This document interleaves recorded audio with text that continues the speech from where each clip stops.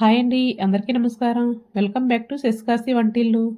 ఈరోజు వీడియోలో పుల్ల పుల్లగా ఎంతో టేస్టీగా ఉండే పచ్చి మాగాయ నిల్వ పచ్చడి, మెంతి మాగాయ అని కూడా అంటారు. దీనిలో మనం మెంతి పిండే వాడతాము. వేడి చేసే గుణం కూడా ఉండదన్నమాట. అందరికీ అర్థమయ్యే విధంగా స్టెప్ బై స్టెప్ ఈజీగా చూపించబోతున్నాను. ఈ పచ్చడికి పుల్లగా ఉండి గట్టిగా ఉండే మామిడికాయలు తీసుకోవాలి. ఏ రకమైనా తీసుకోవచ్చు, ఆవకాయ కాయలు కూడా పెట్టుకోవచ్చు. దీనికి మామిడికాయలని కడిగి తుడిచిన తర్వాత ఒక పావుగంట ప్యాన్ కింద పెట్టుకుని తొక్క తీసేసిన తర్వాత ఇలా పలచగా కోసుకోవాలి. చూడండి వీడియోలో చూపిస్తున్న విధంగా. వీటిని 3-4 గంటలు ఎండలో ఆరబెట్టుకోవాలి.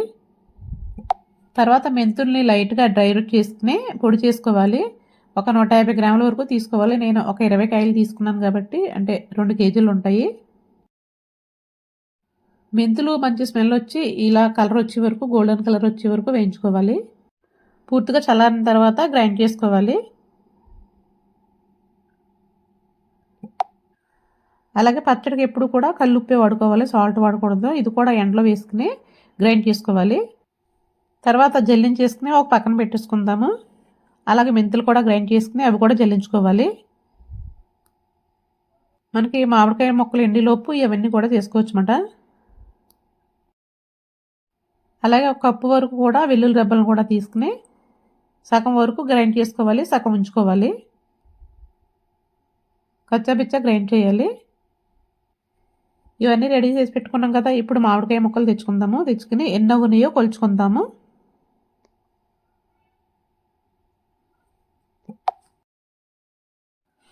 ఆరు కప్పులు ముక్కలు ఉన్నాయి. 6 కప్పుల ముక్కలకి ఒక 2 కప్పుల వరకు కారం వేసుకోవాలి.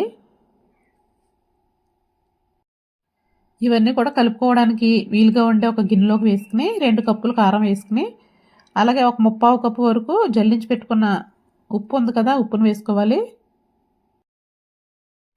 ఉప్పు చూసుకుని తర్వాత 3 రోజుల తర్వాత కలుపుకుంటాం కదా, అప్పుడు కావాలంటే ఉప్పు పడితే వేసుకోవచ్చు. అలాగే మెంతిపిండి గ్రైండ్ చేసుకున్నది, గ్రైండ్ చేసుకున్న వెల్లుల్లి ఇవన్నీ వేసేసుకుని బాగా కలుపుకోవాలి.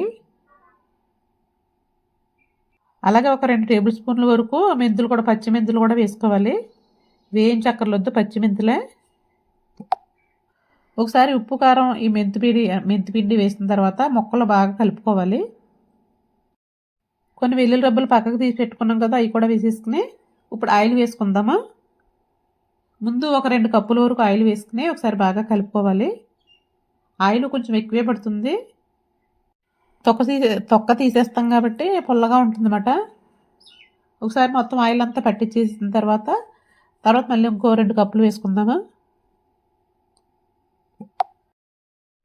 అలాగే ఒక కప్పు మనం పచ్చడి పెట్టే డబ్బాలో కూడా వేసుకుని అడిగిని డబ్బా అంతా స్ప్రెడ్ చేసుకోవాలి. అప్పుడు పచ్చడి పాడవకుండా ఉంటుంది, బాగుంటుంది అన్నమాట, టేస్టీగా ఉంటుంది. మెత్తబడత ముక్క అనేది కొంచెం గట్టిగా ఉంటుంది ఇలా చేయటం వల్ల. పచ్చడికి పల్లి నూనె కానీ నువ్వుల నూనె కానీ వాడుకోవాలి. దీనికి మనకి 1.5 కిలోన్నర ఆయిల్ పడుతుంది. ఆయిల్ ఎక్కువ ఉంటేనే పచ్చడి అనేది నిలవ ఉంటుంది, టేస్టీగా ఉంటుంది కూడా. మనం పచ్చడి తీసిన ప్రతిసారి కూడా ఆయిల్ పైకే ఉండాలి. ఈ పచ్చడి అంతా ఒక డబ్బాలోకి పెట్టేసుకుని మూత పెట్టేసుకోవాలి. మనం 3 రోజులకే కాబట్టి ప్లాస్టిక్ డబ్బాలో పెడుతున్నాను. తర్వాత గాజు బాటిల్లో పెట్టుకోవచ్చు. 3వ రోజు వరకు ఇంకా అసలు మూత తీయకూడదు. 3వ రోజు తర్వాత చూడండి, మూత తీసి చూపిస్తున్నాను. మనకి ఓటంతా ఊరి పైకి వస్తుంది. ఇంకా ఆయిల్ పడుతుంది దీంట్లో. ముందు 1.5 కేజీ వరకు ఆయిల్ వేసాము, ఇంకొక 1/2 కిలో పడుతుంది. ఆయిల్ వేసేసుకుని బాగా కలిపేసి ఉప్పు కూడా సరిపోలేకపోతే కనుక చూసుకుని కలుపుకోవచ్చు. ఇప్పుడు ఈ పచ్చడిని ఎయిర్ టైట్ బాటిల్లో కానీ లేదా జాడీల్లో కానీ పెట్టుకుంటే కనుక మీకు 1 ఇయర్ కాదు 2 సంవత్సరాలు అయినా కూడా నిల్వ ఉంటుంది. అంతేనండి. వీడియో నచ్చితే కనుక లైక్ చేసి మన ఛానల్ని సపోర్ట్ చేయండి. మోర్ వీడియోస్ కోసం please subscribe. Thank you for watching.